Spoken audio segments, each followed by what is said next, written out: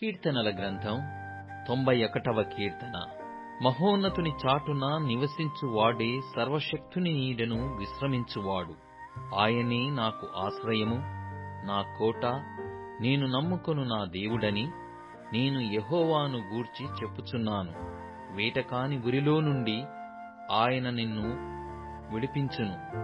నాశనకరమైన తెగులు రాకుండా నిన్ను రక్షించును. ఆయన తన రెక్కలతో నిన్ను కప్పును. ఆయన రెక్కల క్రింద నీకు ఆశ్రయము కలుగును.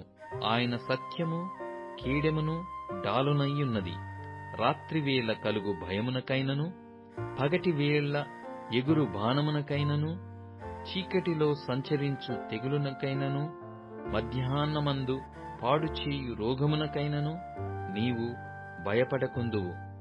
నీ ప్రక్కను 1000 మంది పడినను, నీ కుడి ప్రక్కను 10,000 మంది కూలినను అపాయము నీ యొద్దకు రాదు. నీవు కన్నులారా చూచుచుండగా భక్తిహీనులకు ప్రతిఫలము కలుగును. యెహోవా, నీవే నా ఆశ్రయము అని నీవు మహోన్నతుడైన దేవుని నీకు నివాస స్థలముగా చేసుకొనియున్నావు. నీకు అపాయమేమియూ రాదు. ఏ తెగులును నీ గుడారమును సమీపించదు. నీ మార్గములన్నిటిలో నిన్ను కాపాడుటకు ఆయన నిన్ను గూర్చి తన దూతలకు ఆజ్ఞాపించును.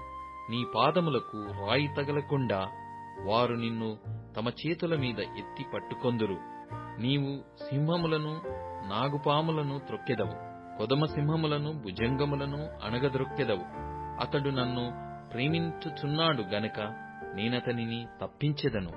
అతడు నా నామము నెరిగిన వాడు గనక నేనతని ఘనపరచెదను. అతడు నాకు మొర్రపెట్టగా నేనతనికి ఉత్తరమిచ్చెదను.